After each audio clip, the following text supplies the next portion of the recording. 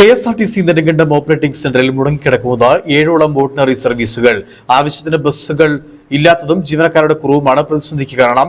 ഇതേസമയം ദീർഘദൂര സർവീസുകളും അശാസ്ത്രീയമായ രീതിയിലാണ് ക്രമീകരിച്ചിട്ടുള്ളതെന്ന് ജീവനക്കാരും പറയുന്നു. നെടുങ്കണ്ടത്ത് നിലവിൽ ഇപ്പോൾ 14 സർവീസുകൾ മാത്രമാണ് ഉള്ളത്. ഇതിൽ 4 എണ്ണമാണ് ഓർഡിനറി സർവീസുകൾ.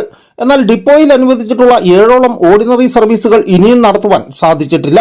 ബസ്സുകളുടെ അഭാവവും ജീവനക്കാരുടെ കുറവുമാണ് തിരിച്ചടിയായിരിക്കുന്നതെന്ന് operating centre in charge MB Sreeni പറഞ്ഞു.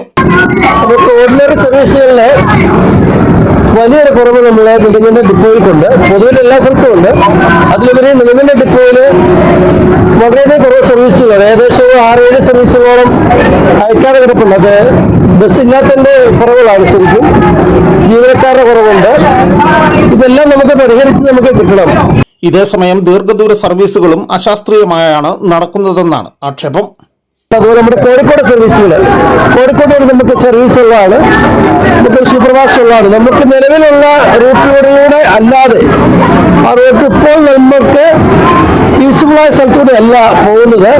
നമുക്ക് പീസ്ഫുള്ളാവുന്ന ഒരു സ്ഥലത്തൂടെ പോകാനുള്ള ഒരു അനുമതി നമുക്ക് ഗവൺമെന്റിന്റെ ഭാഗത്ത് നിന്ന് എത്രയും പെട്ടെന്ന് കിട്ടുന്നതാണ്. അതായത് നമുക്ക് തൊടുപുഴ വഴി പോകുമ്പോൾ നമുക്ക് ഏകദേശം 100 കിലോമീറ്റർ അധികം ദൂരം സഞ്ചരിക്കുകയും നമ്മൾക്കതിനുള്ള ഇന്ധനച്ചെലവുകൾ വരികയും അതെല്ലാം നമുക്കൊന്ന് പരിഹരിക്കണമെങ്കിൽ നിലവിൽ നേരത്തെ ഓടിക്കൊണ്ടിരുന്ന അടിമാലി റൂട്ടിൽ നമുക്ക് പോകാനുള്ള ഒരു സംവിധാനം നമുക്ക് ഒരുക്കി കിട്ടണം. പുതിയ ഗവൺമെന്റ് ഓപ്പറേറ്റിംഗ് സെന്ററിന്റെ അപര്യാപ്തതകൾ പരിഹരിക്കുവാൻ അടിയന്തര ഇടപെടൽ നടത്തുമെന്ന് ഉടുമ്പൻചോല MLA സേനാപതി വേണുവും പറഞ്ഞു.